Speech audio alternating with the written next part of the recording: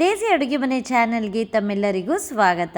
ಮಸಾಲೆ ಹಾಕದೆ ಖಾರ ರುಬ್ಬದೆ ಒಳ್ಳೆ ರುಚಿಕರವಾಗಿರುವಂತಹ ಅತಿ ಹೆಚ್ಚು ಪೌಷ್ಟಿಕಾಂಶ ಇರುವಂತಹ ಮೊಳಕೆ ಕಾಳಿಂದು ಒಂದು ಪಲ್ಯ ಅಥವಾ ಸಾಂಬಾರು ಏನಾದರೂ ಕರೀರಿ.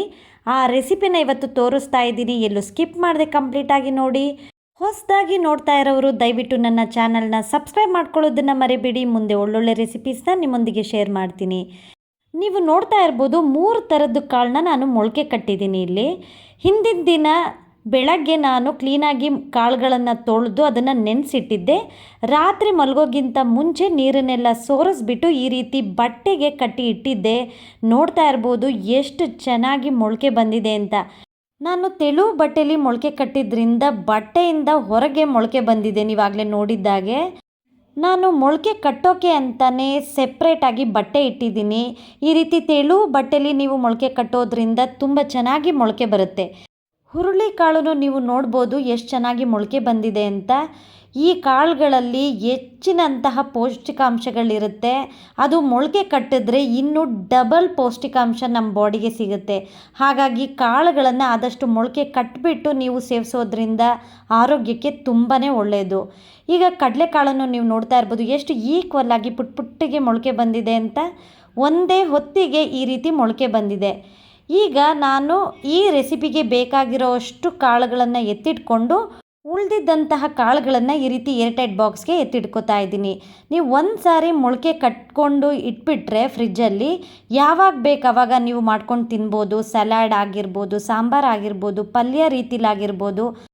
ದಿನಕ್ಕೆ ಒಂದು ಸಾರಿ ಅಥವಾ ವಾರಕ್ಕೆ ಒಂದು ಸಾರಿನಾದರೂ ನೀವು ಯಾವುದಾದ್ರೂ ಒಂದು ರೆಸಿಪಿನ ಮಾಡಿಕೊಂಡು ತಿನ್ನೋದ್ರಿಂದ ನಮ್ಮ ಬಾಡಿಗೆ ಅತಿ ಹೆಚ್ಚು ಪೌಷ್ಟಿಕಾಂಶ ಸಿಗುತ್ತೆ. ಅದರಲ್ಲಿ ಒಂದು ಬೌಲ್ನಷ್ಟು ಎಲ್ಲ ಕಾಳುಗಳನ್ನು ಇನ್ನೊಂದು ಬೌಲ್ಗೆ ಹಾಕೋತಾ ಇದ್ದೀನಿ. 3 ಥರದ ಕಾಳನ್ನು ಒಂದು ಬೌಲ್ಗೆ ಹಾಕ್ಕೊಂಡು ಒಂದೇ ಒಂದು ಸಾರಿ ಅದನ್ನು ತೊಳ್ಕೊತಾ ಇದ್ದೀನಿ. ಯಾಕಂದರೆ ಬಟ್ಟೆಲಿ ಕಟ್ಟಿಟ್ಟಿದ್ರಿಂದ ಸ್ವಲ್ಪ ಬೆವ್ತಂಗಾಗಿರುತ್ತೆ ಎಲ್ಲ ಕಾಳುಗಳು. ಹಾಗಾಗಿ ಒಂದೇ ಒಂದು ಸಾರಿ ಅದನ್ನು ಕ್ಲೀನಾಗಿ ತೊಳೆದು ಎತ್ತಿಟ್ಕೋತಾ ಇದ್ದೀನಿ. ನೀರನ್ನೆಲ್ಲ ಸೋರಿಸ್ಬಿಟ್ಟು ಇನ್ನೊಂದು ಬೌಲ್ಗೆ ಹಾಕಿ ಎತ್ತಿಟ್ಕೋತಾ ಇದ್ದೀನಿ.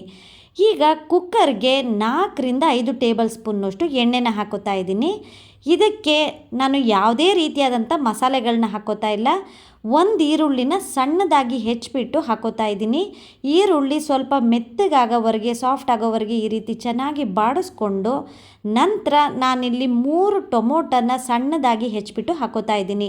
ಈ ರೆಸಿಪಿಗೆ ಟೊಮೊಟೊ ಎಷ್ಟು ಹಾಕೋತಿರೋ ಅಷ್ಟು ಚೆನ್ನಾಗಿರುತ್ತೆ. ನಾನಿಲ್ಲಿ ಸ್ವಲ್ಪ ದೊಡ್ಡದಾಗಿರೋಂತಹ ಟೊಮೊಟೊನೇ ತೊಗೊಂಡಿದ್ದೀನಿ. 3 ದೊಡ್ಡ ಟೊಮೊಟೊನ ಸಣ್ಣದಾಗಿ ಹೆಚ್ಚಿಬಿಟ್ಟು ಹಾಕ್ಕೊಂಡಿದ್ದೀನಿ. ಟೊಮೊಟೊ ಬೇಗ ಮ್ಯಾಶ್ ಆಗಲಿ ಅನ್ನೋ ಕಾರಣಕ್ಕೆ ಅರ್ಧ ಟೇಬಲ್ ಸ್ಪೂನ್ನಷ್ಟು ಅರಿಶಿನ ಪುಡಿ, 2 ಟೇಬಲ್ ಸ್ಪೂನ್ನಷ್ಟು ಉಪ್ಪನ್ನು ಹಾಕ್ಕೊಂಡು ಕ್ಲೀನಾಗಿ ಮಿಕ್ಸ್ ಮಾಡ್ಕೊತಾ ಇದ್ದೀನಿ. ಸಣ್ಣ ಉರಿಯಲ್ಲಿ ಇಟ್ಕೊಂಡು ಎಲ್ಲದನ್ನು 1 ನಿಮಿಷ ಚೆನ್ನಾಗಿ ಬೇಯೋಕೆ ಬಿಟ್ಬಿಡಿ. ಈಗ ನೋಡಿ ಟೊಮೊಟೊ ಎಲ್ಲ ಆಲ್ಮೋಸ್ಟ್ ಮ್ಯಾಶ್ ಆಗಿದೆ. ಈಗ ಕಾಳುಗಳನ್ನು ಹಾಕೋತಾ ಇದ್ದೀನಿ.